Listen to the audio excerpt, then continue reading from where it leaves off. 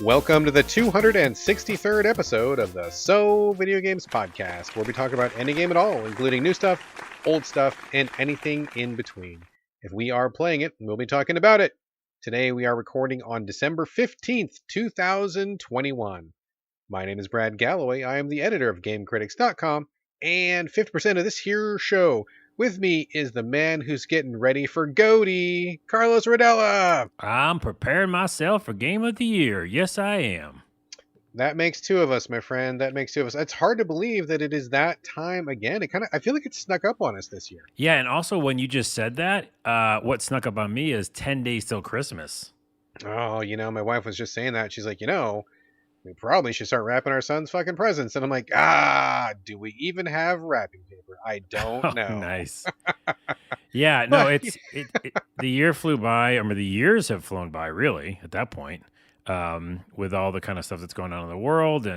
But yeah, we just keep trudging along this podcast and coming up with new games that we play, because we play all of the games, and just talking about it, pre-show. There's just so many to go through to pick Game of the Year. So many. Yeah, I'm going to have to really spend some time just going back through my list. And it's funny because I was recently invited to talk on the Gaming in the Wild podcast. Good man John over there wanted me to talk about some Game of the Year stuff. And it's funny because as I was going through my list, I got to about like April. And I'm like, okay, I got like 10 games I can talk about, and I brought those to a show. And then I'm like, well, I still got like 10 months or 8 months to go. So I feel like the games I'm going to talk about for our show next week are going to be like a completely different batch. It's going to be a very surprising show. And I feel like your list and my list, even though we are pretty different gamers, I feel like I'm kind of thinking we're not even going to have even one game in common this year. Really? I mean, I think maybe not even, like one. I think we'll have one for sure. I don't know anything past that one. Okay, let's guess. I think we're going to have two, weirdly enough. I think we're going to have two in common. Out of 10, that's still not a lot. All right, let's go on record just for funsies. I say we're going to have one in common. You say we're going to have two in common. Yep. And but also that's great for the listeners, because that's totally a bunch of different games to, check out. Yeah, and that's really the fun for me. Like when I listen to these shows or when I look at people's year-end lists, I'm not looking for validation to say that whatever AAA game that I already like is the best of the year. For me, when I look at this stuff or when I listen to these shows, I want to hear about stuff that I don't know about. Like I want the surprise things, the unexpected picks, the indies. Like that's what I'm looking for. I mean, I don't know about you, but I don't need the confirmation. I want discovery is what I want. Exactly. And that you couldn't have done a better transition for me, because I was going to mention Indie Gaming Guild, another channel that we love here. They're on YouTube. Jeffrey, he just did his kind of best of indie games. And I remembered a bunch of games from that list, like you were just saying, or I just found out about some. And so I highly recommend everybody go check it out. It's already up now, before our Game of the Year. So go check out Indie Gaming Guild. Just got 10,000 subscribers, by the way. So congrats to them. Wow, congratulations. Yeah. That's a great milestone. And so a few games he just mentioned one was called Littlewood, and it was kind of one of those simulation games, Harvest Moon-y kind of games. Yeah, God, I think I've even played that. Is that on Switch? I feel like I've played it. I don't know. I think it's on a lot of things. And yeah, it's just like he said, it's all the quality of life stuff in that type of a game you'd want. It does, and it seems like a really cozy game, especially for like Christmas or something. So that, and then Grow he mentioned, and we mentioned that on this show, and a couple other games. So yeah, just check out his list. But I'm with you, man. Like I just want to watch all the different lists that come out, not because who picked, X game as the number one, but because I want a bunch of new options or ones that I just forgot about. Yeah, there's no way that one person or two people or even 10 people can go through all the games that are released every single day. So, you're counting on people casting a wide net to see what they bring in. I mean, you got to have people whose taste you trust filter through this stuff, so then it helps you get to the good stuff faster. I mean, there's just no way for any person to get through it all. Right. Yeah. All right, man. Well, today is going to be a slightly unusual show, but let's not diverge from the script just yet. Let's start off with the usual. As everyone knows, you and I share a virtual living space divided down the middle with a strip of duct tape. On my side this week, I actually do have one little teeny tiny box. What do you got on your side of the room, Carlos? Well, I got more boxes than you, so why don't you go first? All right, let me go first with just this one quickie thing.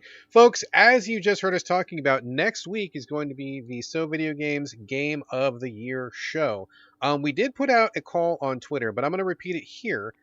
If you are a listener of the show, we want your input. We want to get your top 3 games of 2021, however you want to define those. Some people are like, it doesn't count if it's a remake. Does it count if I just played it? Like, what are the parameters? Who cares, man? Just send us your 3 best games from 2021 and one stinker, one that you really didn't like. So send it to us here at the email. You can send it to us on Twitter. I mean, you want to drop me a message on Instagram, I'll copy it down there. You can grab Carlos on TikTok, perhaps. However you want to reach us, send us your top 3 favorite games of 2021 and whatever. We're not strict about it. And one stinker. That's my ask. That's our ask for the show. We will give you a shout out. We'll tally up the winners and losers, and we'll talk about it next week. So please give us your feedback. And with that, my side of the house is clean. Carlos, what you got? Well, before I go through my boxes, to that point, it doesn't even have to be a stinker. It could be something you're just disappointed in. Sure. Disappointment, let down, something you're expecting and wasn't so great, or head scratcher. I mean, anything where you're just like, it's not a good game, but, something that really stuck out to you this year. Yeah, because you're looking forward to it. I mean, that happens a lot, on this show a lot. We're like, oh, man, we were really excited about this game, and then it's not as good as we thought to us. Okay, so a couple of things. The first thing is the huge box that's in the middle of the room is the Game Awards. Yes, the Game Awards. It happened. Now, there's, for some reason, I guess, it's polarizing now. I think in the beginning when people didn't have any award show since, the shitty Spike Awards, and then Jeff Keighley brought it back. Oh my God, I forgot about the Spike Awards. Yeah. Jeez, yeah. But when Jeff first brought it back, it feels like everybody was happy. Like everybody was singing songs and holding each other's hands, and we just loved the fact that it was back in general. But now it seems like this year and other years, people are just like, well, it's not giving me what I need, and it's just a trailer fest. And I'm like, yeah, that's kind of what I want. I just want to see a bunch of new trailers, and why not? I like video games. So, and then people were mad because there's a lot of ads in it this year. But I don't know. You got to pay for this shit. So I am not as Debbie Downer about it as everybody else is, or a lot of people are online. I just, again, had fun learning about things that I didn't know about, new games, which I'll talk about real quick. And then also just, remembering things I'm excited about. So, yeah. And some of the stuff was corny, and that's fine. But that's going to happen anywhere. Cool. Anyways. I didn't watch it. I know that was 3.5 hours or something. It was. Is that it's about epic? Right? Yeah, but you can always skip around. You just watch it on replay. Yeah. I didn't watch it.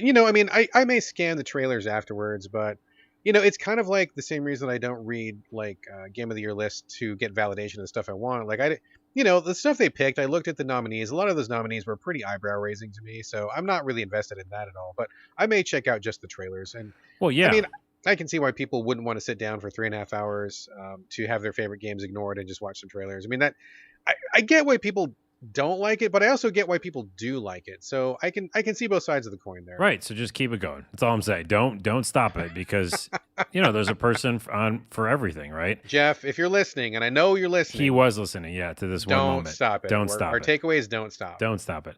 But yeah, and to that kind of deep dive in that point, real quick, if you're looking at it for just the award part, that's not great because there's so many games we just mentioned. There's no way to do awards for all of them. It's just impossible.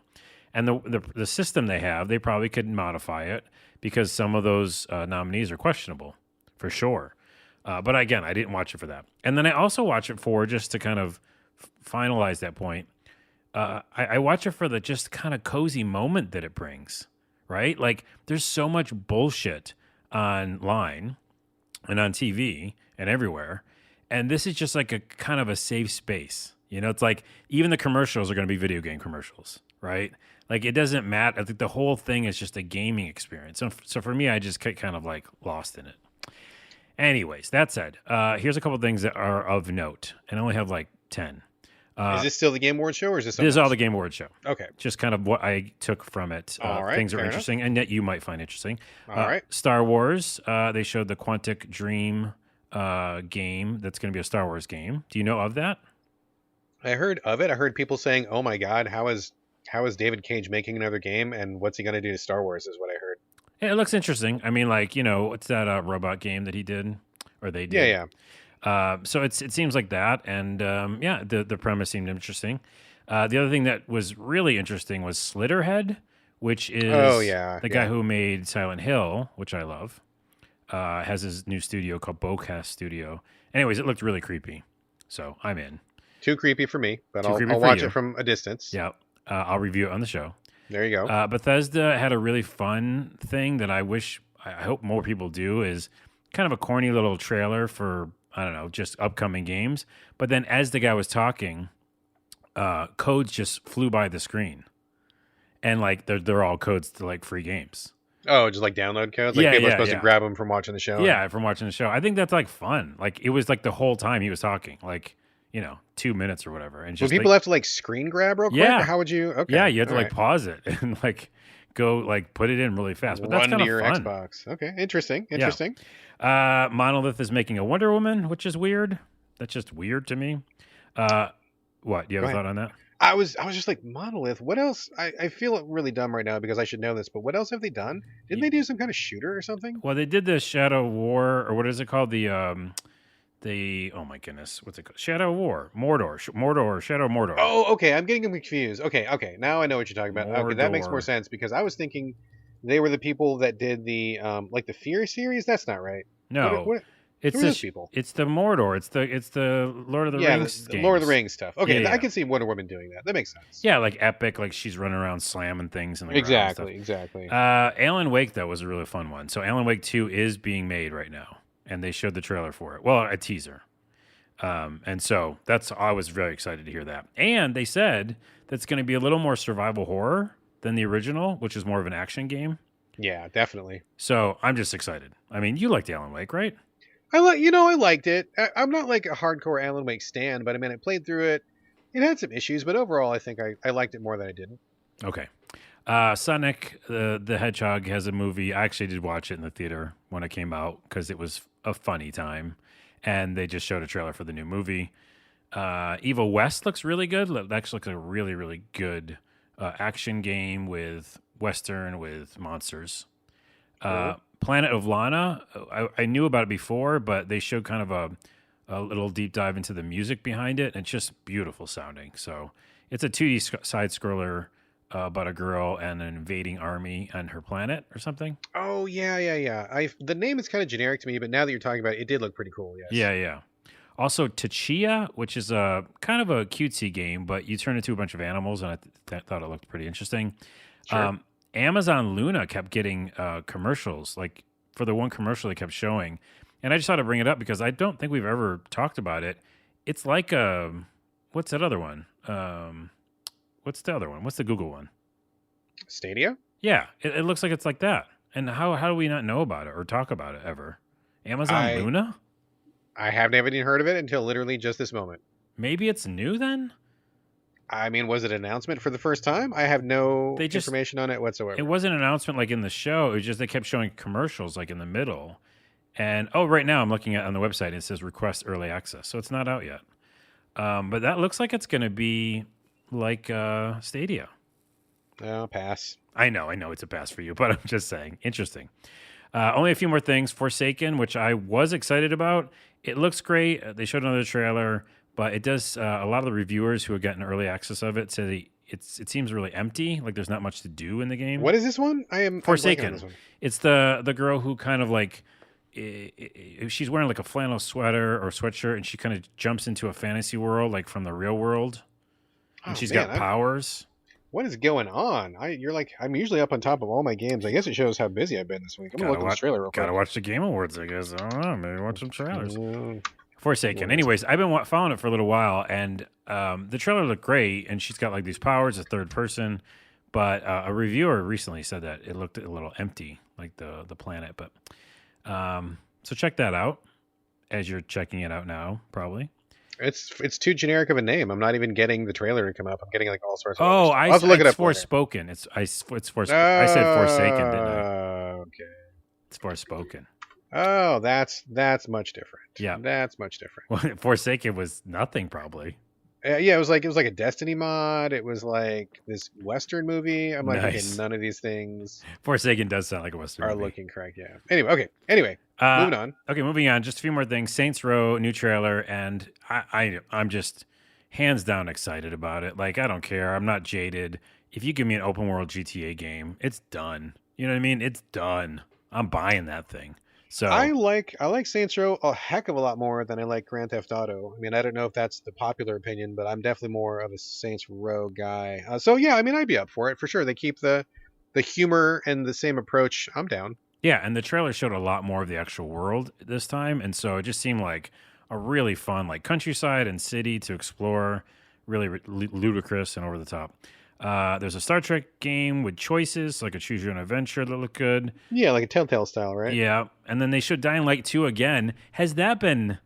We've been talking about Dying Light 2 for I think 13 years. 13 or 14 years. Yeah, Yeah, pretty much, basically. and I was like, I just think don't it's show me a trailer anymore. February is, I think, the new date, or did they change it again? I don't. They probably said, and I didn't even take it down. I was like, Yeah, just it's like I zoned feel like out. I've already played that game because we've been talking about it for so long. I know, right? Yeah. They showed literally a bunch of footage from the new Halo series, like the actual show. Oh, the live action series. Yeah. Yeah, it looked good. A lot of computer graphics. Cool. And last two, the biggest kind of announcements. One that will anger you, and one that will bore you. Oh, wow. Okay, great. The one that will bore you probably was and it excites me to no end, was the Matrix Awakens. I knew that it was coming because we kind of foreshadowed it earlier last episode, but the Matrix Awakening was an Unreal 5 demo that you could download before the Game Awards started. So during the Game Awards, it said, they showed like kind of a mini thing with Keanu Reeves, this kind of video thing, and said, okay, it's available now, and so you could go play it. And then I played it, and I'll talk about it for a second, but yeah, it was really cool to just see that because I'm excited for Matrix, the new movie, and the demo itself. Really, really mind-blowing in the beginning. It's one of those kind of on-rail shooters, game, but it's just showing all the stuff happening in real time and Unreal, and it looks like the movie. Just like it's pretty fucking incredible. But then they like put you in the real world, like it's an open world you can walk around in, and I was like, holy shit, I didn't expect that. But a lot of people are like really amazed by it, but I'm not because I'm a Mr. Nitpicker when it comes to open world. You are the open world connoisseur. I am. And I ran around and did stuff. And, they're using beautiful assets, but there's nothing in the windows of the stores. There's the physics only work a little bit and they crash. So it's more to show visually what they can do in a city. Sure. A little work in progress, a little teaser taster. Yeah. But it's still pretty cool that they did that. I mean, holy shit. Like it was a lot to explore. So that was kind of like a part of the Game Awards for me.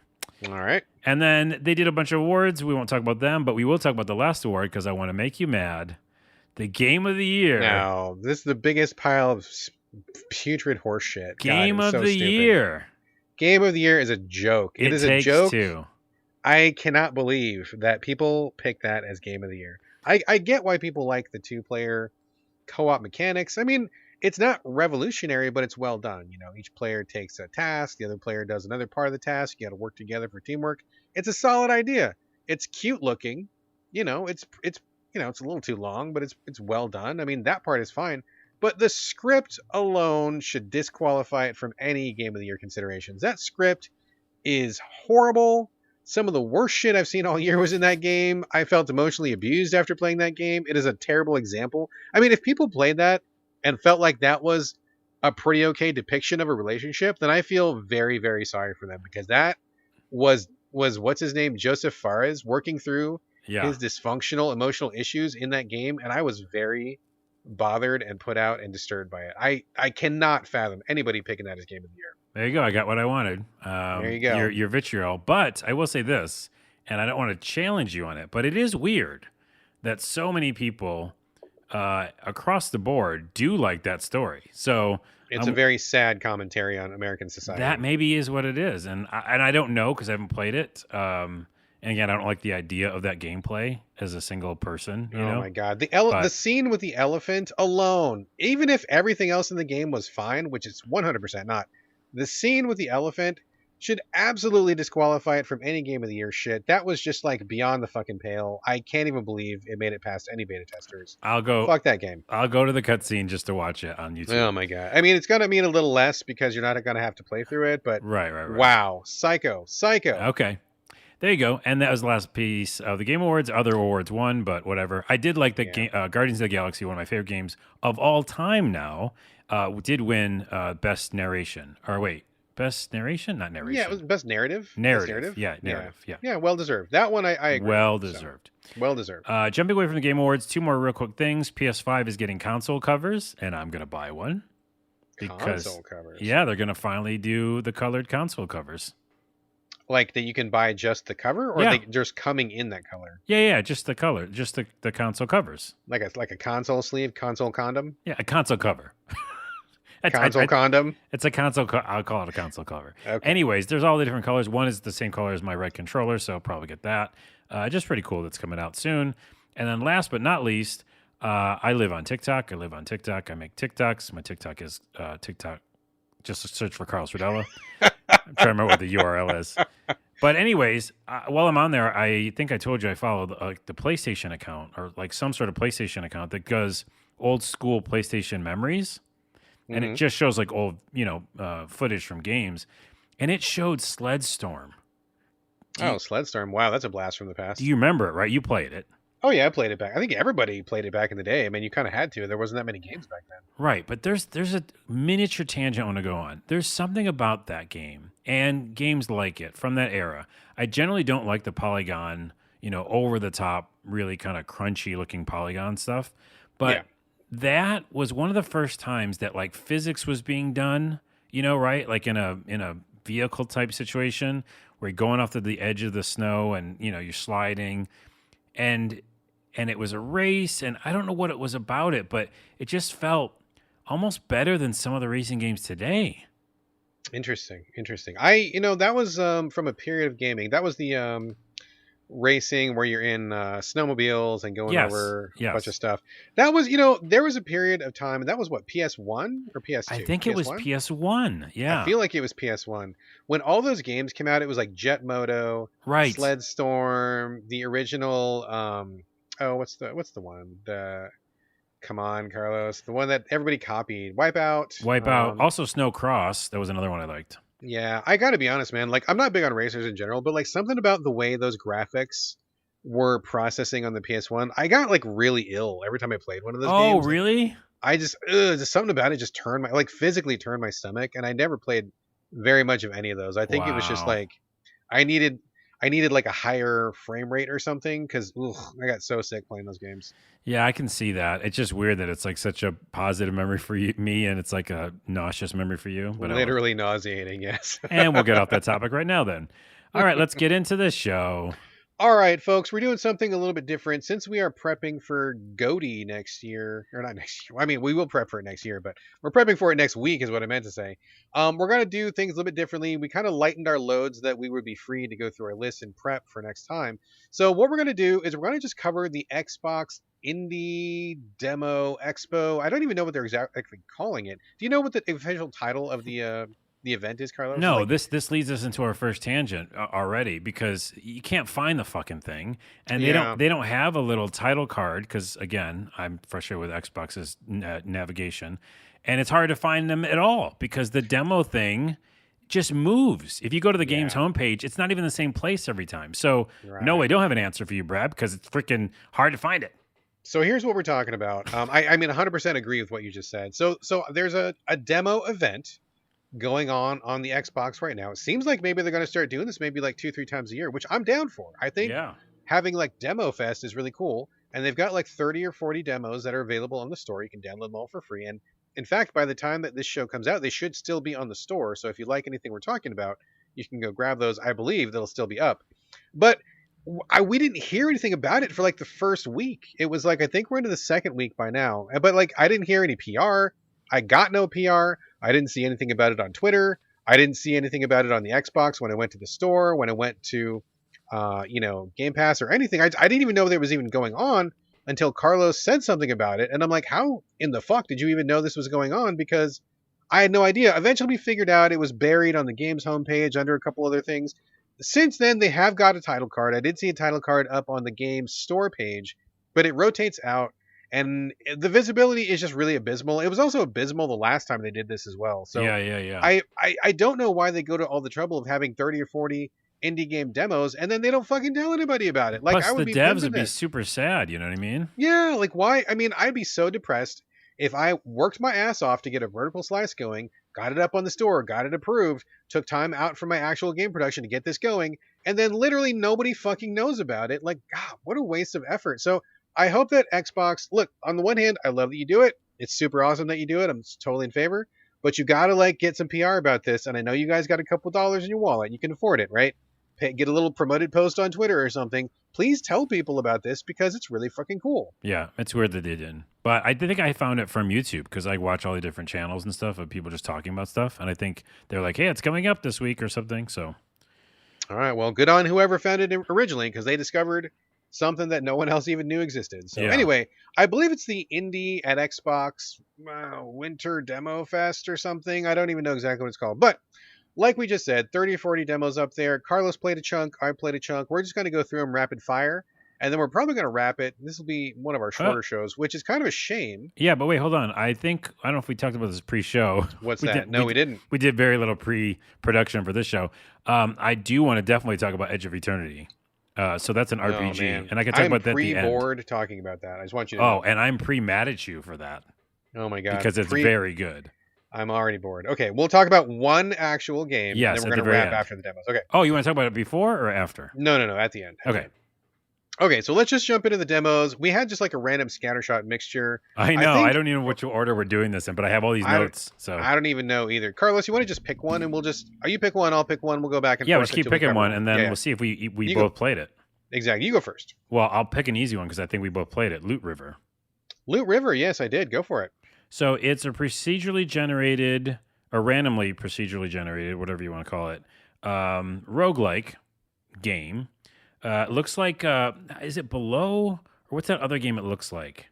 I mean, yeah, I think Below. I mean, to me, it kind of just like a top-down Dark Souls. There's been a lot of top-down Dark Souls clones lately. Yeah, okay, so call it that, yeah. Looks like one of those. Sword and Sorcery. Some of that, pixel art, kind of tall characters, thin characters. Anyways, you run around and you have different weapons and you fight monsters or bad guys and you go back to the hub world and you upgrade yourself. It's like very paint by numbers of what a roguelike would be. But until you get to the actual movement throughout the map, and the movement is very interesting of an idea, is that the whole idea is it takes place on the water because it's called Loot River. And so when you run into the map and you start the map up, or dungeon, you basically are on these little cubes, and the cubes are like Tetris pieces. And the Tetris pieces you can move around with your right analog stick, which is very intuitive, by the way, right? Didn't you feel like just exactly how it should be when you did it?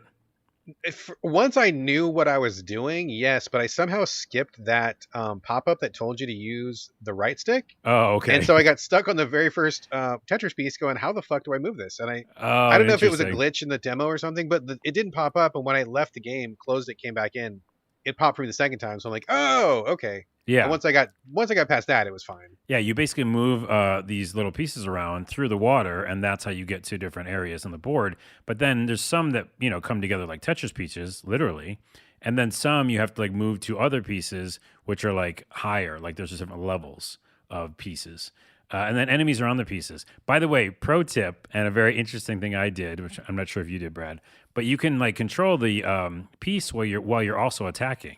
So yes. I basically like hit a bad guy and then flew away, with the piece and then came back. Did you do that? I kind of did, yeah. I mean, this is an interesting game because, like you said, you're on a river, and the thing that you're on is a bunch of like these rafts that are shaped like Tetris pieces. So you're moving yourself with the left stick. You're moving the piece that you're on with the right stick. So it's kind of like you're piloting a raft up and down the river, but it's also at the same time a raft shaped like a Tetris piece, which is interesting. And then you can only get so far. You got to like dock your first piece, jump to the next piece, move that one around, and it's an interesting way of locomotion. That was all very good, and I liked it. Very interesting, intuitive, like you said. That was good. The thing that kind of fell down a little bit for me was the combat. Like I felt like it was cranked really high. The character that you have has a little bit of like a delay in their attack, and I Oh don't know if yeah. that's something that you like upgrade over time. But I'm like, oh dear, like I feel like this is another one of those games where it's got a lot of cool ideas, but they're kind of taking the wrong lessons from Dark Souls, where the combat is just like not snappy and not good the way that it should be. And I was dodging, and it didn't seem like there were iframes on the dodge, which is another mistake. So I feel like I was getting kind of frustrated, honestly. I felt like the combat was a little bit too hard for, but again, it's a demo. Maybe they'll tweak things, or I'm just not used to it yet. But that was a little bit of a question mark for me. Yeah, I was going to say that. That's the first thing that I noticed immediately because I mean, you have to attack enemies immediately, and the first weapon you have, well, you have a couple of different weapons you can switch between two, and I had a spear or whatever, and I was like, oh, that's the slowest attack I've ever done in any game. Like Yeah. it's like insanely slow. Yeah, so I think that basically you going slow and not being able to attack like you want to is just a detriment to the whole idea of it because you're going to be dying a bunch, right? And you're going to be Yeah. trying to upgrade your weapons, but if you can't even like do the things you want and you don't feel like you're in control, like the dodge felt okay, but all the attacks felt super slow. Yeah, I was not down with the combat, and they really like rush you. Like, there's mobs on some of those things. I got to the first boss, and he was just like wrecking me. I was like doing like chip damage on him, and I'm just like, I, I don't need a game to like really just like punish me super super hard. Yeah. And I don't even think that's even the lesson that Souls games are trying to teach you either. But that's a whole other podcast. So I'm interested in this one. I will check it out, but caveat, I'm a little bit sketchy on that combat. Yeah, I'm kind of noping out because especially also the other thing I don't like is when these kind of games don't even give you potions to pick up. Like you have to do this thing where you like invest potions. I didn't understand that system at all. It didn't make any sense to Well, me. I So won it, by the way. I guess it was a game and I won because I invested all my potions and I got back to the hub world and he's like, here's your potions. And he gave me 8 of them. And I was like, oh my goodness, now I'm really powered up. So, mm, but I don't like when you're playing a game, you just can't just pick up potions. They're yeah. like, you're just going to, whatever you have, you're going to have to deal with. So, yeah, I might be out. Yeah. Uh, Question marks for me. All right, let me pick one yeah, here. pick one. Let me pick Aztec Forgotten Gods, and it's Aztech. So Aztec, like a mixture of Aztec and technology. This is an interesting one. I've seen this one for a while. I've seen trailers of it before. You play a girl who's got I don't know, like a right arm that's kind of like a robot arm, but it's also kind of like made of stone or something. It's really like oversized right arm, and she goes through some story at the beginning, but basically this arm acts as propulsion, so you can like use it like a jetpack. Like you point the arm down and she jumps straight up with a beam that comes out of the hand. You can propel yourself forward, so you're kind of like going from platform to platform.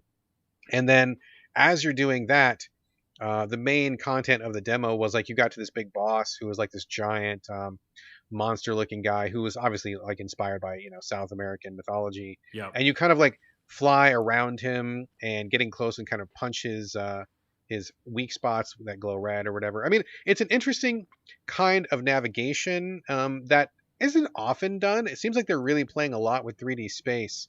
I've definitely got some thoughts on it, Carlos, but did you try this one? Yeah, I did, and I do like right off the bat. I like the fact that it's about natives in the Aztec Empire. So, like Pretty cool. for me, I'm Pretty cool. like, okay, you already got a point for that.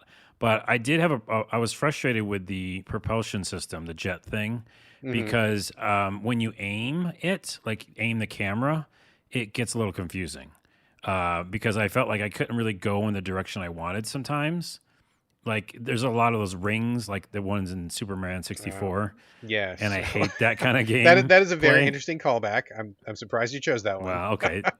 I guess you could pick Riders Republic has them as well. Okay, But sure. for me, it's always Superman 64.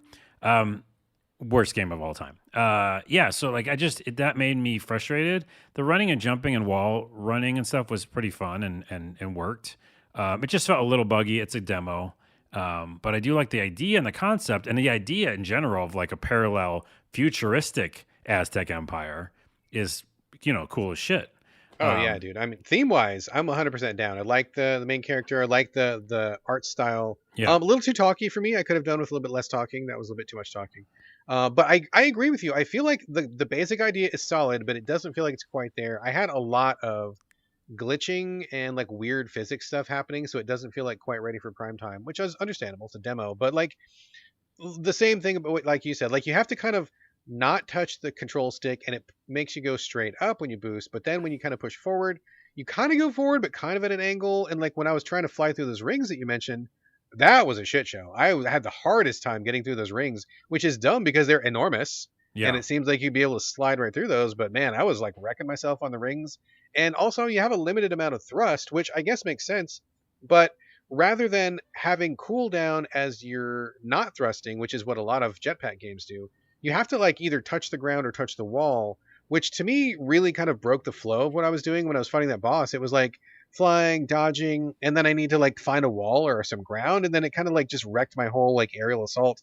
It didn't quite have the flow I was looking for. It would have been nice if they would just recharge your jetpack if you just take your finger off the button for a few seconds. Right. But they chose not to do that, which I think is maybe a wrong choice. And I think So, it's more fun when you're not fighting a boss because that boss thing, it was yeah, annoying, but like later on after that, you get to just walk around the city, yeah, and it was yeah. just like way more fun, right? Yeah, I think this has got a lot of potential. It just needs its rough edges filed down a little bit. It feels pretty rough right now. Yeah, I agree. I'm definitely like keeping my eye on it. Yeah, yeah, for sure. All right, what's your pick? Next one. Well, I just want to say one that we can like, get off the list because I want to like burn it with fire, and I never say that to indie I devs because I already know love. what you're gonna pick. I already know what you're Yeah, gonna I know. I love indie devs. Okay, we've established this, pick. Mm-hmm. but the game Overpass, Oh I God. can burn that with fire. I'm gonna burn it with the fire of Hades. You bring the fire and I'll bring the gas tank, man, because I did not like this one at all. Well, I can't play it. I almost threw my controller. I don't throw my controller. I was thinking Let me about guess it. what the problem was. You got the timing perfectly when you had to push the button, but when you needed to push a direction, you fucked them up every single time, I right? fucked them up every single time until you can do a different. Let's explain what it is. Yes. It's Explain a what it is. well, real quick. It's a rhythm based like a music game, but you're doing first person. You're kind of like on rails driving through this like city. And I like the idea of the music because I like vaporware. I like old '90s kind Sure. of The music was good. the Music was music good. was good. And I was excited to see more of that and see the kind of the art aesthetic they would do with that music. But as you're going, similar to any of the music games you can think of, Thumper, which is an incredible version of what they're trying to do. You're going through different rings and different environments, and they're showing you a button to push or a control to push, like a direction. Yes. And so Yes. the button's easy-ish, and the control is terrible. Like it's really, really hard. But then there's a menu option, which I did learn, and you can pick different control setups. So I picked one that was easier. I don't know which one it was. I think it was called Instant or something. It was the one where it does the direct. So I think what the problem with this game is, and I don't think they explain it. Instead of just doing the control, I think you need to push the control, like direction, excuse me, and the action button. Whereas with the other thing, you're just pushing the action button. So when you pick Right, that other option, when you push left, it does left plus action at the same time for you, right. which they don't fucking tell you. They don't tell you it's bad with tutorial, but also even after I got it to like a control that was okay, I still fucking ate shit like all Mm, the time because later on it gets so fast. yeah. And the idea of a music game, maybe they can retool this. The idea of a music game is you want to do it on the rhythm, and also Yes. when you hit a button that makes something, like connect, then make a sound. But there's like Yes. literally no sound, so you don't even know if you're connecting, and then you're not connecting. You're eating shit. Yeah. I I literally think it was was going to like throw if my the controller. music. Yeah, it was extremely frustrating and not very well done. I think the premise was like, if the music doesn't stop, you're doing good, and if you fucked it up, then the whole thing came crashing down. But the weirdest thing about this game, besides the fact that the controls were setting you up for failure, which was like, how did nobody catch that? Like, honestly, literally, let's be like for real for a second here. How did nobody catch that? That was catastrophic. But the weirdest thing that you didn't even mention about this game is the camera perspective. It's like you're Oh laying yeah, in the back of a car looking up. up as you're driving under overpasses. So like you're not even looking straight ahead. Imagine yourself in a convertible, laying back. Somebody else is driving because you're not driving because you're not looking forward. You've been You drinking too much, and you're yeah, like you're drinking tired. too Yeah. much. You're about to pass out. Your head is tilted all the way back, and you're looking at the ceiling of overpasses as you're driving forward. I'm like, I tried to move the camera. I'm like, this is the most fucked up camera presentation I've ever seen. You're It is right. the most bizarre fucking thing. And that's a bad combination. I can't hit the controls, and I'm like in this weird perspective. Please, I want to stop talking about it now. It's just making me Oh, just angry. it was so strange and so frustrating and so weird. I just yes, yeah, no, not for me. But yes to vaporware music game, yes, but Sure, not somebody to else, yes, this somebody else can do particular thing. that. All right, let me pick one here. Let's go with a good one. The Gardener and the Wild Vines. Did you play this? I didn't play this one. Oh man, you missed a good one. Go back and play it tonight. Okay. This is a very interesting one because looking at it, like the title card and looking at the screenshots, it looks like trash. I'm gonna just be real. The graphics are not the greatest. It could use a little bit of work. But I ended up really liking this one a lot, and in fact, it ended up being one of my favorites because it was so fun to play. In this game, you play a gardener who I want to say is like of indeterminate gender, which is totally fine.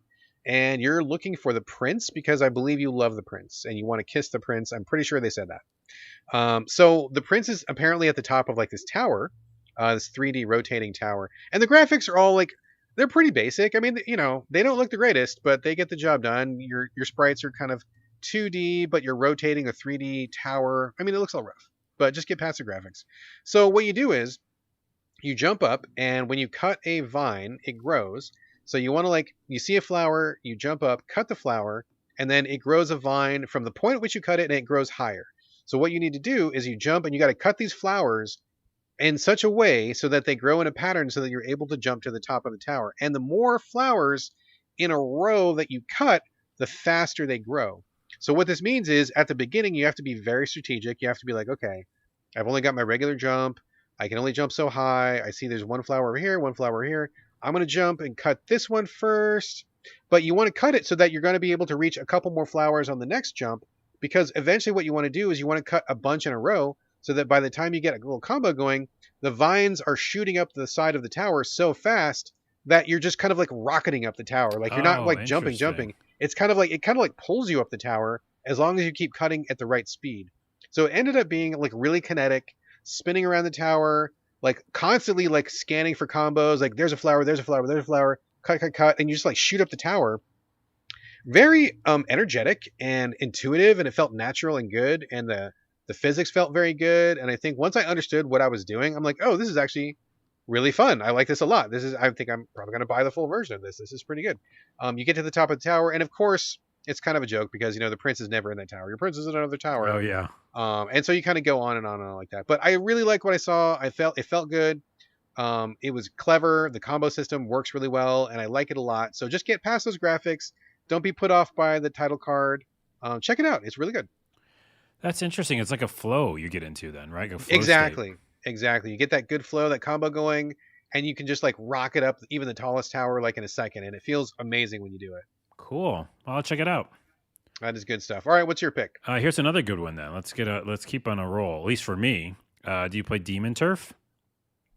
Demon. Oh, I forgot that one. I did not play that. Okay. Tell me about it. So a lot of people are talking about online. It's one of those games, and there's one other game on this list that's like this. Is I didn't want to play it too much because I love it. It's Death Trash. Remember Death Trash? Oh yes. Didn't want to play too much of it, although that's a lie because I played the shit out of that demo because I love that game. But yeah, I like this a lot. So this is something that like a lot of the reviewers are saying we're not sure if it's happened before, but it's a 2D character, illustrated character in a 3D environment, and it's a platformer. I don't know if that's happened before. And if it has, I'm sure someone's done it. It must have been. yeah. But if it has, I think this is like an incredible version of it because it's like the 2D character herself. She's a little demon girl.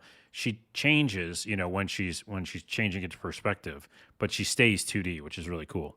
Yes. But basically, you are a little demon lady who's only 1,000 years old, which is not old for demon terms. That's not even of legal age. No, she can't drink. And she is decided to just go become the demon queen and beat all the other demons or something. That's the general idea. Okay. And she's in the demon world, which, is a huge platforming world, basically. But the controls, and you'll love this, it's a great tutorial, they do all these different things to show you all the controls. You have the double jump, you have a kind of a spin, you have a float, then you can do a jump, float, double jump after it, There's a little bit of an attack. There's some physics-based puzzles. And what am I forgetting? You can jump in the water and submerge yourself down. Why can't I say that? Submerge yourself? Yeah, you got it. I'm doing it right. You got it. And you turn into some sort of octopus monster, which is weird. So there's some water stuff too. But everything just feels great. anytime you miss a jump, it's your fault. It's not the controls. Like you just got to get better at it, and then you do, and then you're like, okay, awesome. And then you can make the camera be an auto camera, or you can do it yourself. And for some reason, I found it really, really relaxing to like intuitive as well to just do it myself. So I had the camera on manual, Hmm. and it was just really fucking fun. Like it just endlessly added new puzzle elements, but also made you feel like really fun, just traversing the whole landscape. And then on top of that, you plant these little flags, and the flags are like warp points. So if you get to a really, really like huge section where all these like floating things, and you might fall. If you make it to the top, you can put a little flag down, and then you just warp back there, which is really cool in a platforming game. That's a good feature. I love that Yeah. feature. So in general, it's cutesy. I like the animation. Again, I don't remember seeing this style much, 2D on a 3D world. I love it. Like I love it. CJ reviewed that for us at Game Critics. He was a big fan of it as well. So Okay. I think it's good stuff. I forgot to play it. That was on my list. I must have just slipped my mind. But everybody that I've talked to has really liked it a lot. So it seems like one to check out for Yeah, sure. and also by the way, it is really set up to be a speedrun game. Mm. And I'm not going to treat it like that. Like, I'm not that kind of a player, a game player, but it is, if you want a game that you could speed run, like the whole idea is to find shortcuts and double jump and spin and float places, like how speedrunners do it. So, Yeah, that's how they anywho, do it. I recommend everybody check out the demo for sure, Z's. Excellent. All right, cool. I will call out Deadly Days. Did you try Deadly Days? I don't think I did. Oh man. So this is a top-down pixel-based indie roguelike where it has like the funniest opening cutscene. It shows a factory making burgers out of toxic waste and cows, and they ship these burgers off to a restaurant. It looks like a fake McDonald's, and everybody that eats there becomes a zombie. So you start off with a couple of randomly generated characters. You're in like a little safe zone, and then you drive to the city. The ultimate goal of the game is like you want to find out where that factory is that keeps churning out those burgers. You want to shut that down. But along the way, you have to like collect more survivors and get more weapons, level up a little bit. And when you go out to the city, you're in a group. So let's say you start out with two survivors. You control both of them at the same time. And how you control this is you just have a mouse pointer. And wherever you point to, they'll both get there kind of like using their little micro AI. And you can choose to select things to search. So like if one person's searching, the other person will just kind of stand there and like keep guard, and you kind of just comb through the city, fending off zombies as you search for stuff, and ultimately trying to find clues about where this burger factory is. It's pretty fun. It's really quick. Each level is like super fast. The feeling of progression was really good. It is a roguelike, so I didn't spend a whole lot of time. I didn't want to invest myself into it in just the demo, but I definitely think I'm going to come back and play this one. I believe it's on every system at this point. I may try it on the Switch, even though I suspect the graphics might be a little bit small, so maybe I should play it on a bigger system. But it does seem like the kind of thing that I would want to play for like half an hour before bed. Really cute, kind of straightforward, but in a good way. Like if you like these kind of things, you like these kind of procedural roguelikes and the slow leveling up of things. I think it'll probably check that box for you pretty well. Yeah, the art looks really cool. It's pretty cute, yeah, pretty Yeah. cute. I didn't play this one, but it seems interesting. All right, what's your next pick, Carlos? Let's do Blind Fate real quick. Just Blind Fate. Okay.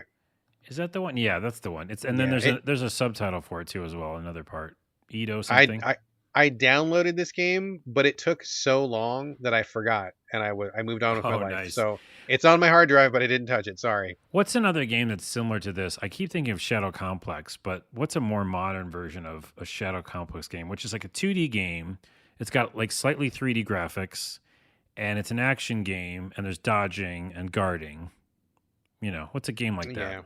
Yeah, I don't know. There's many of them. There's a lot of them Okay. on the Switch. Well, Actually, that's what this is. It's you're kind of a ninja-y, samurai-y looking person. I won't go into the story. It's kind of throwaway. But yeah, you have this really cool dodge that I like a lot. It's like you kind of blink in and out of existence. Man, I can't talk tonight.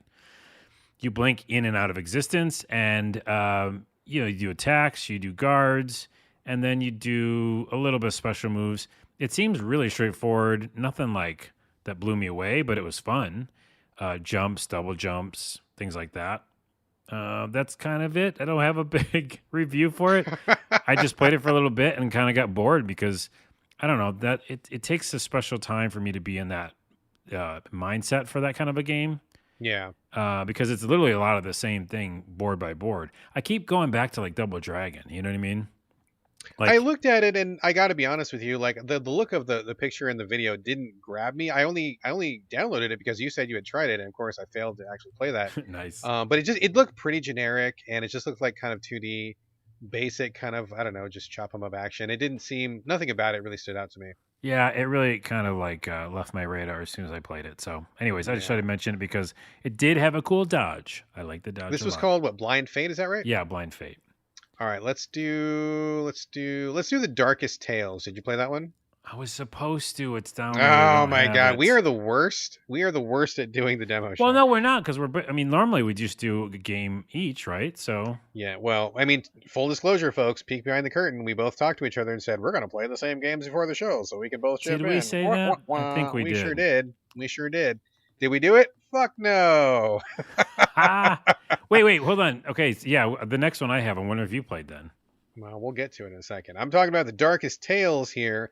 This one, the trailer was very intense. It's like a teddy bear, a stuffed animal teddy bear, Yeah. dual wielding like some swords, which are actually like a pair of scissors broken up into each individual blade. Like real bloody. A lot of gore in the trailer. Everything was like super dark. It looked like really just like kind of, I just really just like, ooh, God, what's going on here? This seems like pretty extreme. So I downloaded this, gave this a shot. It's a 2D actioner, kind of a, I don't know, hack and slash, I guess, a little bit of platforming, a lot of talking, a lot of talking. And I don't know if it's just me this year or what, but like, I'm just like, oh my God, like, please don't spend too much time talking. Get me to the action ASAP. And this one took way too long to get to the action. Mm. Once we got to the action, it was just okay. I mean, there's like a skill tree to level up the bear, like do more damage, I don't know, longer life bar, more faster attacks. I mean, pretty standard stuff. But you're basically just kind of like running from left to right, hacking spiders and bats. And I mean, you eventually meet a person who's like a Little Red Riding Hood, and she's like a complete psychopath. And it got like really bloody. Like some of the cutscene stuff is super bloody, and some of the imagery is really dark and bloody. So that was interesting, but the action itself pretty pedestrian, and I kind of got bored of it. All right, well, I didn't miss anything. Did not miss anything. Okay, what's your next pick? Okay, did you play What Lies in the Multiverse? I did. Oh, yay, we got Yay! one. All right. All right, well, I like this one. I have a feeling you didn't, but we'll just see. What this game is, it's 2D. It reminds me of Fez. The graphics look almost identical, actually, when it Yeah, comes 2D to pixely. Yeah. yeah, 2D pixely, but also like the way that like weird stones and different kind of landscapes are. It look just like Fez. Anyways, this game is about a character who I can relate to is in a room working on a computer. He's talking about parallel realities, which I can relate to. It's so up my alley in the beginning. And he's got a little cat in his bed, and he's got nerdy stuff on the walls. So I was like 100% in from the beginning. And then he learns how to basically warp to different dimensions or different realities. And because he does that, he kind of messes up the universe a bit. And so then some weirdo shows up who can warp back and forth between different realities and says, hey, you fucked things up. What are you doing? But also, here are some powers so you can, get home. And then when they get home, this is all the intro. He smashes his computer, which I think is funny. And he says, hey, stop fucking doing that stuff because, you're going to screw up the universe. And then he's like, he convinces him to go on a mission with him to different realities. The kid does. And that's where the game starts, basically. And then you can have this ability to jump between different, realities of the same place that you're at, which has happened in many games, right? Yeah, yeah. It's kind of like the character that you're referring to reminded me a lot of like an off-brand Doctor Who sort of a thing. Like Okay. he's like the Doctor Who traveling through the multiverse, and you kind of tag along with him. Yeah. That's the kind of vibe I was getting from it, and how it plays out in the section is like in one reality, it's like a happy, idyllic trees and monks are kind of walking around, and then you hit a button and you go to like the alternate reality, and like all the monks are dead and they're skeletons, and it's dark, and all the landscape is busted up and stuff, and so you kind of go back and forth. So to do jumping challenges, right? So like maybe there's a rope that you need to climb up, but you can't reach it. But if you go into the other dimension, there's like a block. You push the block, jump on the block, and then jump off the block to where the rope is, and then you quickly switch dimensions, and the block disappears, but the rope is there now, and you catch it before you fall. So you have a lot of those back and forth between dimension jumping puzzles, which, like you said, I mean, a lot of games have done Yeah, like but they tons did of it games. really well. I mean, like I remember having fun with doing that. You know, like every time I jumped off and was like, I hope I made it, and then you switch between realities, then you land it. You know, it's kind of fun. Yeah. Yeah, it was okay. I mean, it didn't catch me. I don't think I'll probably come back to it because, again, a lot of talking and this kind of action has been done like a ton. I've played a lot of games like this and I'm kind of over it. But if you haven't played a lot of these, it might be worth checking out. Well, I'll tell you why I'm going to play it for real the whole way through is because I kind of relate to the character, and also I think that they could take the story some interesting ways because they do a little bit of comedy in this. And I know you're not into the talking, but I am. And so at some point you jump to a reality that's like the science, like a bunch of scientists, Yes, and yes. I think it was funny. It was kind of remind me of like a Pixar movie or some like simple kind of humor. But they're like, who are those two guys? What's going on with them? So that'd be fun if like later on in the game they jump to different realities because I wanted to see more like cities and world and stuff that would be different. So It's a really fine line for me because I do like comedy in games, but it's like it's got to pop and I mean, I can't even describe it, but it's like there is a certain limit. Like you have 1.5 sentences to make me laugh, and if you don't get there, then you're talking too much. Like I need you to like just. I am like a really tough audience when it yeah, comes to comedy you in are. games. A couple games do it. Like there's been a few that I really think are hilarious, but my bar is set pretty high. I do admit that. So Well, I'm all right, interested. What lies in the multiverse? I think it's a smart little thing.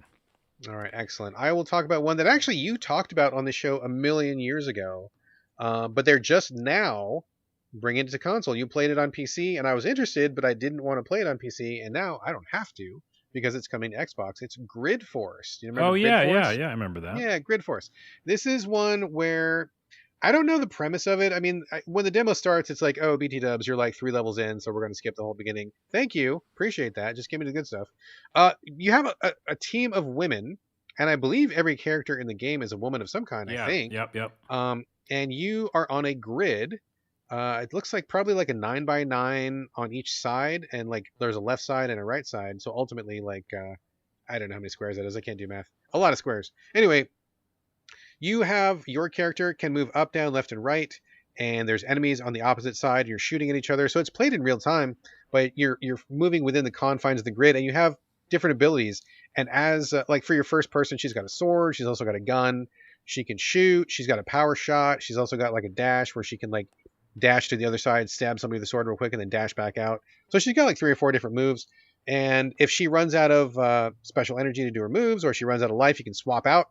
I believe you have a total of 4 people on your team, but ultimately it looks like there's like I don't know, like a whole bunch of characters you can pick from. And on my team, it was like one person was like an Asian-inspired sword person. There's one plus-size woman who had like this giant bazooka, and then there was like a person who I believe was like in a space wheelchair, I think, Yeah. Yeah. who was doing some stuff. Everybody had a bunch of different moves. They all played very differently from each other. The action was really fast-paced and pretty intense, so I liked it a lot. I really am looking forward to just getting into that. Kind of had a real not exactly like an arcadey feel, but definitely a focus on like the shooting and dodging and just really like getting you activated in what was going on and switching back and forth between the characters was pretty strategic. So I felt pretty good about that one. Definitely looking forward to checking that out when it comes to Xbox. I would say I like the diversity, the representation, and I like the feel of how you have to do the action. The only thing I didn't like was that I feel like some of the enemies I was fighting like didn't die like quick enough. They Uh, do seem to be a little bit bullet spongy. yeah, and I was like, this is like I want to like feel good about the combination I did where I switched characters. You know how you could switch characters in the middle, and Yeah. then you do a really good combo. But then they were still alive, and I was Yeah. like, Yeah. well, I feel like yeah, if they could, and they're still in the demo stage, right? It's not out. Yes. No, at the beginning of the demo, they said that they have made lots of changes, lots of rebalancing, and lots of new mechanics since the PC release. So it's probably worth checking out if people have already played the PC version. They said it's probably pretty different for you Right. guys by now. Okay. I'm out of demos. I have one more huge RPG I want to talk about at the end of the show here. But besides that, do you have another demo? Yeah, I have like 4 more. We're not going to go through all of them. I do want to Whoa. say I did play the last Ari Crew really quickly. Oh yeah, I played that. Yeah, that's kind of like a third person. It reminded me a lot of like Risen or like a Yeah, third person those kind of RPGs that I love. Those are all yeah, Elder my Scrolls jam. kind of Eurojank sort of a thing. Interesting. I might check that one out like when it hits $20 or something. That to me seems like a $20 on sale weekend kind of RPG. Interesting stuff though. Let's see what else. Space Lines from Far Out is a multiplayer game. You can play it by yourself, but why would you want to? Basically, you're running a tour guide spaceship, and you are like dividing up the jobs between the other people. So like you and your real time couch co-op friends, or I think you do it online also. One person drives, one person is working the radar. One person is cooking sandwiches in the back. One person is fixing the generator. And while this is all happening, you have guests that are on board the ship, and the guests will be like, I'm hungry," or "I'm bored," and so you got to like entertain them, and like everybody's got to like juggle. There's always like one more job than there is people to do the job. So one job is like always going unfilled, right? That's like one of those kind of like tense balancing games where like you're working with your buddies to do that. I didn't get a great sense of it single player, but it looks like something I might want to play with my wife and kids. Seemed like kind of okay. And the last one that I will give a shout out to was actually quite good. I thought it was very good, and I would definitely recommend people check this out. In fact, didn't you talk about it last week? Nobody Saves the World. Yeah. Oh my goodness, I'm so glad you played it. So we did play all the same ones because I just played them on a different podcast. Yeah, Um, you played this one last week. yes, and I loved it. So you like it? I liked it a lot too. Yeah, this was by Wow. Drinkbox. I'm a big fan of Drinkbox. Love that studio. And yeah, this one was where you start off as like the vibe of this game. It's a top-down game. Reminded me a lot of like The Binding of Isaac, honestly. Like the weird kind of everybody looks kind of queasy and weird and off and sick. Yeah, and also Um, remember Crashlands. yeah, Crashlands as Yeah. well. Definitely that same kind of vibe. So you start off as just like this kind of random, I don't know, like paper cutout doll, or I'm not sure what you're supposed to be. You're just like this like white blank person Yeah, that you're a doesn't seem to blank have any. slate. You don't have a real Exactly, anything. exactly. You got nothing, and then you level up a little bit by whacking some stuff and doing some little mini quests. For example, like search the room and pick up 3 sticks and just real basic stuff. You've like turned into a rat, like as your very first form, and the rat has all sorts of powers. You can like level up, and then the further you go, you can change it like more and more and more things, like all these different abilities, different forms, which I think is pretty interesting. And each one has its own little micro skill tree. So I like the feeling of it. It felt great to play. The top down action was really dialed in and tight. I like the feeling of switching back and forth between the person and the rat, and I was really curious to see what else was going to be coming down the pike. Looks like a lot of stuff in that skill tree you can unlock. So, for top-down action fans, I feel like this one is definitely worth a look. It was surprising to me because the art on the splash screen didn't really grab me right off the bat. Not my favorite kind of art style, but once I started playing it, I got hooked pretty quickly. That's So, interesting because I love the art from the beginning. So, and by the way, so here's a quick update then, because yes, I played it as well. We talked about it on, I don't know, 2 shows ago or something. yeah, something like that. And one of the forums after, like, Knight and Ranger, after after the Knight and Ranger, there's Horse is one of the forms. Oh, nice. And then there's a form in the middle, which I didn't get to yet, and it's Egg. Egg I is a saw form. egg. I Yes. saw egg, and I'm like, what in the world could that possibly be Yeah. for? I had no idea. So here's a minor spoiler. I don't know. You don't mind a minor spoiler, right? Is it like a mechanical spoiler? It's a story spoiler.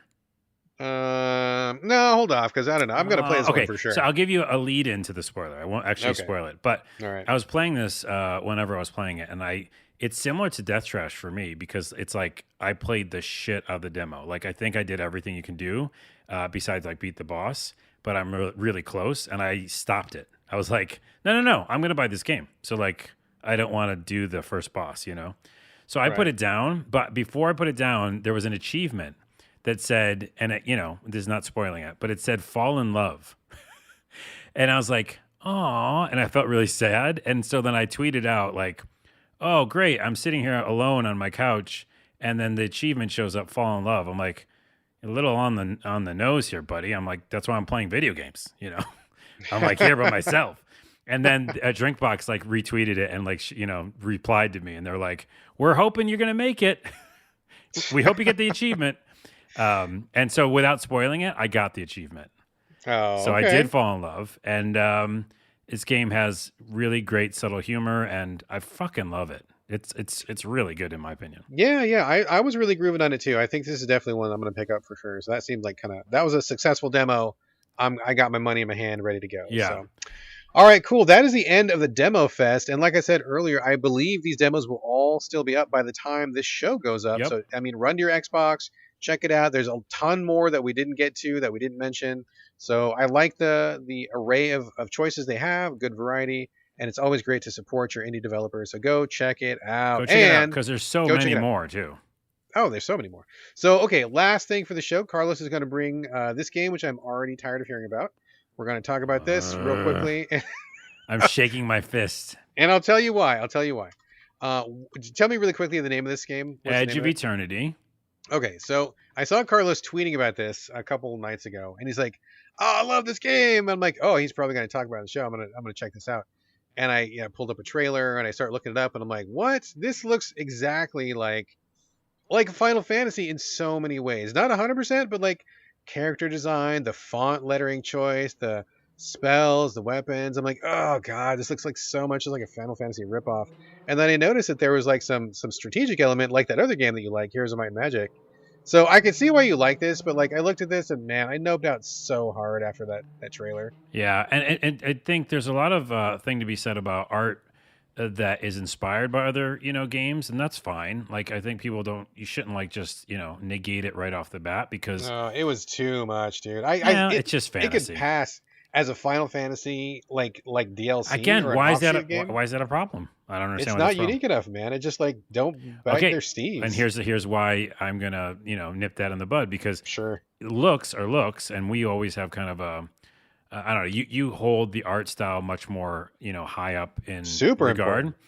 and I don't. I think that a game and story and action and gameplay can beat that out. But that's perfectly understandable for this game because yeah, again, it looks very Final Fantasy esque. But the minute you start playing it, and this is a minor spoiler, but I'm going to tell you, obviously you don't care. I Yeah, don't. I don't care. Go ahead. The audience should listen to anyhow because it's actually helpful Okay. right away as soon as you start. The writing and all that kind of stuff and the dialogue, it feels indie. This is an indie studio. It's called Midgar Studio. There's their first RPG.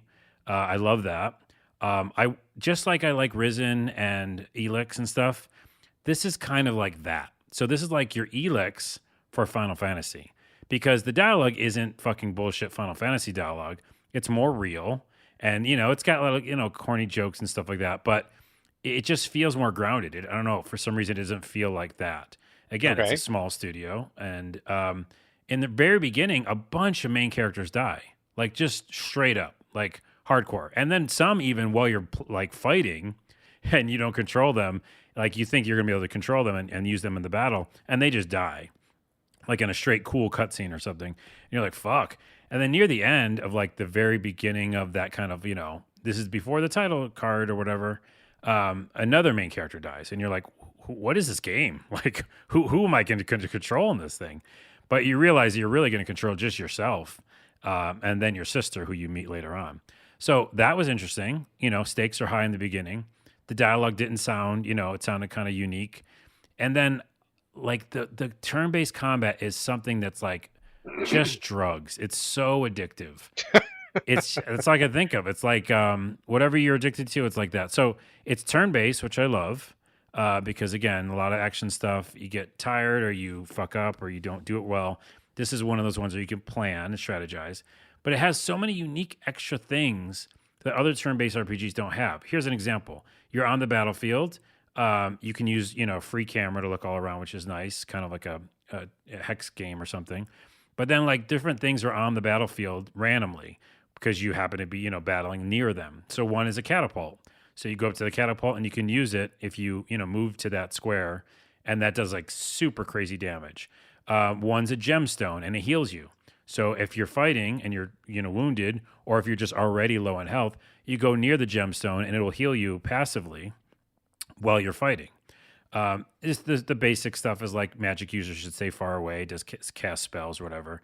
But everything, which I can't explain right now in this short time frame, is done so perfectly for like turn-based RPGs with a slant of something new, like every time. Whether it be like the ATB meter, you're not thinking about it. Like I'm usually thinking about it in Final Fantasy and worrying about it, but in this one, it's being used, which is active time battles, but you're not like thinking about it, which again is such a nuanced thing to explain on a podcast, but they just do it great. So every single battle I'm excited about. I love the story, and it's just an indie RPG, but with Final Fantasy-esque kind of, characters. So Yeah, I can't speak highly enough of it. I love it. I mean, it sounds like you like it a lot, and I definitely like some turn-based strategy. I mean, that is definitely in my wheelhouse. But man, I can't get past those visuals, man. I'm just not in that basket. So I'm glad you're liking it, and probably a lot of people out there will like it as well.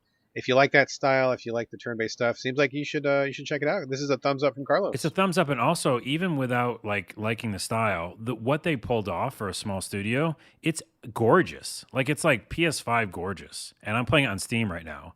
But it's being ported to the consoles in Yeah, I February. think it's coming to everything. I Yeah, think, or not Switch, but the other but things. I mean, So like it looks like I'm playing a PS5 game on my fucking PC on Steam. Like it's really gorgeous. So yeah. But that aside, Brad's bias aside, it's so awesome. I love it. and remind us of the name of it. Edge of Eternity. Play that Edge, game. pretty generic title there. Okay, You Edge can of eat Eternity. shit, dude. We're gonna fight after this, but we can't because we're Yeah, not near each other. that's true. Throw you a punch through the internet, Okay. and it'll get to you. Okay, all right, folks. That is this show. A little bit shorter this time around, but we're probably going to make up for it next time around. We are prepping Oh yeah, we the are. Game of the Year show. Like we said at the top of the show, we want your input. If you're listening to this now, please drop us an email, a tweet. I mean, I don't know, snail mail, I guess. Nah, there's no Don't address. do that. TikTok. I don't know, something. Get a hold of us somehow and share your top 3 games of 2021. And I don't care what they are. There's no like rules or stipulations. And like the one worst game, most disappointing, biggest letdown, anything like that. So 3 good ones and 1 bad one. Send them to us. Probably the easiest way. SoVideoGamesPodcast at gmail.com or hit us up on Twitter at SoVideoGames. Can people send you a TikTok, Carlos? Can they make like a little video if they want to do it that I way? mean, if they want it, yeah, it's Carlos Rodella on TikTok. But also, the at So Video Games Twitter, yeah, and in your Twitter is probably the easiest. You can hit my Twitter, yeah, as well. So do that. Send us your thing. We're gonna give you a name check on the next show. We'll tell you all the things that people select. We got a lot of entries already, but we want some more. So send them in. As for you personally, Carlos, where can we direct your traffic that is not the top 3 games and 1 bad one of the year? Oh yeah, so I relaunched my my YouTube channel's always been there, but we relaunched the podcast and we're doing it in the studio now. So, and by the way, you should check it out. It's a good discussion. It's a video version of the podcast, and it's on my YouTube channel, which is youtube.com/a lot of things. I can't talk tonight. And what is the name of the podcast? This is a lot of It's things just a lot again. of things. Yeah, it's the A Lot of Things Okay. podcast. And we basically talk about entertainment, sometimes, movie, music, shows, games, but then we go into tangents about, controversial subjects. Let's just say on this episode, we talked about Dave Chappelle a little bit. Yeah. Ooh, And don't like him very much. no. We didn't like we talked about the closer specifically, which I have lots of problems with. So if you want to hear some controversial takes and some entertainment talk, youtube.com/a lot of things. Excellent. All right. And as for me, usual stuff. I'm on Twitter, on Instagram. It's my name, BradGallaway, all A's, no O's. And this is going to do it for episode 263. Tune in next week for our Game of the Year show. But for now, thank you for joining us here on the So Video Games podcast. And we'll see you next Friday with the big one, the big deal, the whole list, the whole thing, the big enchilada, the culmination of an entire year. Whole year. It's gonna be a big show. Don't miss. Don't Okay. miss that. All right. Bye. Okay, bye. Oh, that's the ending. And bye. You didn't do your bye from Brad.